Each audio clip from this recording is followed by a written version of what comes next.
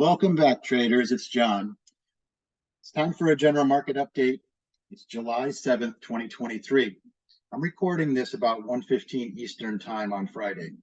First of all, I want to thank everybody during the holiday week. Thank all of our men and women for their great service in protecting our country and all of our freedoms. It's truly appreciated. So as we get into the presentation, this is made by Rain King LLC with all the standard disclaimers I've shared before, and I'm now affiliated with Market Smith or IBD. Here's our agenda. We're going to go over some S&P and market breadth, sentiment. We're going to look a little closer at this rally we've had after the brief pullback. Then we'll touch on the action of the leading stocks. And then I'm going to actually give my Q2 update on the picks that I made back in December. And then we'll wrap up. Okay, so this is the S&P 500 on a daily chart. I've just put boxes around the quarterly periods. So this is actually the third quarter in a row that we've had higher closes, which is positive. We've finished mid-year of 2023 in a very strong mode. So that's really positive. Now, over the last couple of days, we've seen the IWO and the MDY, the mid-caps, have some temporary weakness. But today, they're coming back strong. So that's a positive sign. So let's look at some market breadth. This is the NYSE net new highs, new lows as of yesterday. So what we're seeing here is the net new highs have been dwindling. We're actually hit net new lows on a net basis, which is not what we want to see, particularly so close to the peak we just had. We prefer to have an expansion of new highs. So this is a caution sign. Also, I look at around the 50 level. We wanted to maintain those on the pullback, which we, had some mixed results there, but we'll have to go deeper. So let's go a little deeper in breaking apart the net. Let's look at the new highs versus new lows. So the new highs are on the right. You can see I've put this 50 line in here. And you've noticed that we've had some softness this holiday week. We've actually dropped below 50 and it keeps dwindling. So the net number is not great. It's primarily because the new highs are drying up. That's a bad sign. Now on the right, we have just not net, but just new lows on the NYSE. And as a guide, I used 40 level. We don't like to see the new lows on an absolute basis get above 40. That's usually when things start to get into trouble. So we've stayed below 40 for the past month, which is good. So new lows are not really expanding, but yet a dry up of new highs is the concern that we're seeing. Now, I wanted to touch a little bit about sectors and kind of the stock market cycle versus the economic cycle. So looking at the SPDR sector ETF categories, I've taken them and kind of put them into categories that sometimes you'll see people say that the offensive sectors are the financials, consumer discretionary materials, real estate. The economically sensitive ones are XLK, XLC, etc. And the defensive sectors, XLP, XLV, and XLU, the utilities. So I've kind of put a box on this. The blue is the stock market cycle, and versus the yellow is the economic cycle. The economic cycle usually is lagging behind the stock market. The stock market is looking forward 6 to 9 months. We're probably somewhere in this box, which is meaning the stock market is probably bottomed and we're in the early stages of an emerging bull market. And generally speaking, these types of sectors tend to perform. 8 is transportations, and we are seeing some improvement in the transportation stocks, and that is reflected in the XLI, which we're going to look at closer. Now, 4 is financials. We have not seen the financials really be strong yet, so that's not really going in our favor. 5 is technology tends to perform early in a bull market. We're certainly seeing technology really came to life in the last 2 months. So we're somewhere in this box, but let's look a little deeper now. And I wanted to focus on the XLI, which is the industrials. So this is more of a longer term chart, but you'll notice that the XLI is actually flirting with all-time highs. It's come in the last couple of days with the economic picture, but I've put, I think there's 20 of the largest weightings in the XLI, the industrials. And I've highlighted in black the names that are actually near or at 52-week new highs. So there's 1, 2, 3, 4, 5, 6, almost 7 of them that are at new highs that are supporting this move in the Spider XLI index. It's possible that with technology being a bit stretched, maybe there's some rotation that's going on the surface. So we'll just have to keep an eye on that, but I think it's noteworthy. Now let's go to sentiment. Last week, I shared this, which was the individual investor sentiment, and we talked about how sentiment on the bull side was really reaching historic levels. That was a little bit of a concern. Things were getting a little heated, at least amongst individual investors, and the bears were shrinking below historical norms. So we had that as kind of a caution flag, but all sentiment surveys are really secondary in our analysis. So here's another sentiment measure. This is actually Investors Intelligence Survey, which is looking at advisors, people who write newsletters on the market. Are they giving indications that they're bullish advisors or bearish advisors?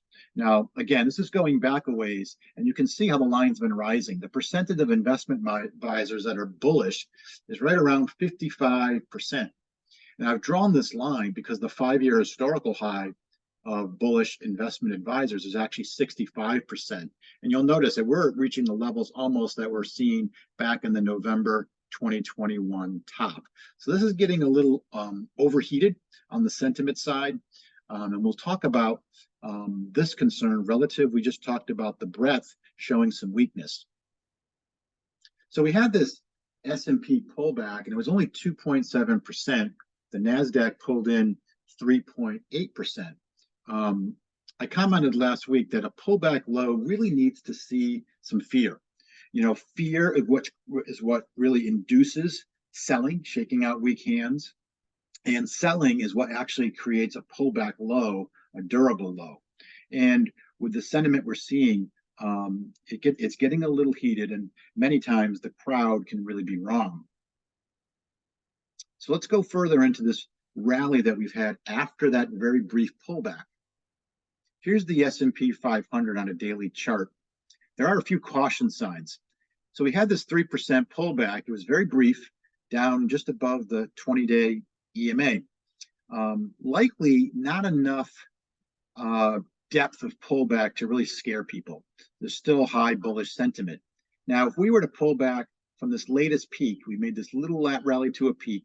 If we were to come back down approximately 5%, that would actually bring us down to the 50-day moving average, which might be much more constructive in setting up the next leg of a bull run.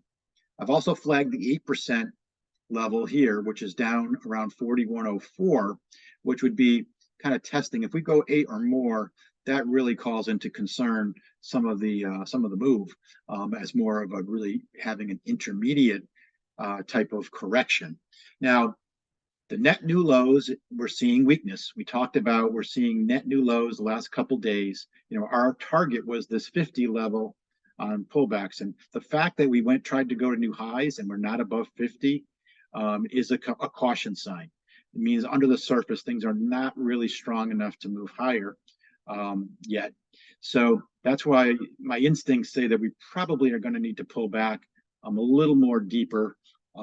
But you never know. The market's its own animal. It'll do what it wants. But let's check the action of the leaders on where we are today. So the tier 1 leaders that I mentioned last week in the video, I've listed here. And one exercise that I'll do is I will look at individual names and count the distribution days in those names in the past 2 weeks. In general, a couple of distribution days over 10 sessions can be normal. And just simple profit taking. But when you get 3 to 4 distribution days within 2 weeks, that becomes much more of a concern that there's some cracking of the leaders. So here we are. You can see that most of these names, starting with NVIDIA having 2 distribution days, you can see that this is really pretty healthy. There's only 2 names on the list, Lennar, which is a housing stock, and Veritas, which has 3 distribution days in the past 10 days. But generally, this picture is showing us so far that the leadership is still holding up well, and they're not being flooded with distribution. So that's a positive sign with the leading stocks. Now here's my Q2 update. This is just kind of fun. Back in December of 2022, I made some Outlook stock picks. So it's time to take a look on how we're doing. So these are the Q2 results. And as a reminder, I made these picks in my December 26th video, and I grouped them by, I made a number of picks. Now, the whole premise was I can't change my picks from December. I had to make them, I'll say, looking into the future for a year and what I thought might be decent picks. But I had some that I thought were cyclical and economic plays. I had some growth names, and then I put in a couple of really speculative names. So here are the names that I picked, and you can, if you want to watch that video, you can see my breakdown and analysis at the time. So here we are in Q2. You can see that the overall, these particular picks are up 23% on the year, which actually has outperformed the S&P. So I guess I'm pretty pleased with that. Probably my biggest drag has been Enphase. Enphase was down 28% in Q1, and it just continues to get bleed red ink. It's down 43% since we picked it. That's really the worst pick. And then Impinj, which looked very promising, has had some nasty gap downs and really been a thorn in the portfolio. BioMarin is a biotech under the speculative names. It's gotten worse in Q2 than it was in Q1. The other speculative pick has improved to be a 7% gainer. The highlight probably of the pick so far is Supermicro, which is up over 200% since we picked it in December. DHR Horton, which is a housing stock, has done very well, as well as Shopify off the bottom has performed well. So, you know, it's very difficult to pick stocks and have them locked in for 12 months.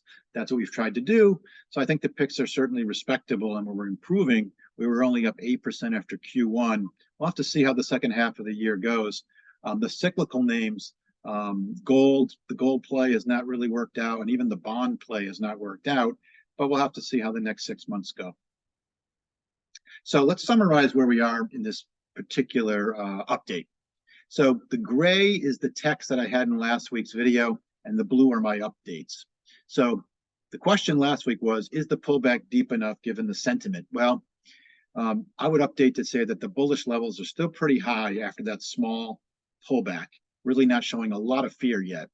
The rebound rally has shown some weaknesses. We know we have summer slow trading period ahead of us. And I do think it's possible that we come in some more, a little deeper, possibly a 5% pullback to the 50-day might be healthy, especially if the leaders hold up. We've looked for clues. You know, we mentioned in some of this video the softening that we're seeing in the breadth measures on the rally attempt. So that was concerning, which has us, you know, wondering if we need to come in deeper. Now, the leaders have held pretty well. Now, it is possible that this pause or pullback we get in big tech and growth names might be okay to just digest the big gains over the last 2 months. And there might be some other leadership and broadening of the rally. We talked about the mid caps, and I also highlighted possibly the industrials, the transports, et cetera. Might be some areas for leadership. We'll have to see how it evolves, but it's possible that over the summer, big tech and growth might take a pause. Exposure levels, I had at 45 to 70%. I think those just hold. I think if you have good average cost, you should just sit tight and wait for the market to show its hand fully. It's a little bit mixed right now. There's a lot of news about the Fed and about the economy. You'll notice I haven't talked too much about that because I don't think we want to be ebbing and flowing with the news, or we'll be on a yo-yo. We want to just look at the price and volume action, the breadth of the market to help us make decisions about our positions, if we should increase exposures or decrease them. And right now, I think it's appropriate at these levels to just hold. So the quote of the week is from Brent Donnelly, who has a book called Alpha Trader. The great paradox of trading is that it demands you be both risk-loving and highly disciplined. So you really can't have one or the other and be successful at trading. When you put on exposure, you need to take some risk to get some return, but you also have to have very disciplined approach to how you manage your risk and control your losses. So that's the general market update for July 7th, 2023. I look forward to seeing you again on the next one. And here's how you can find me on Twitter and YouTube and email.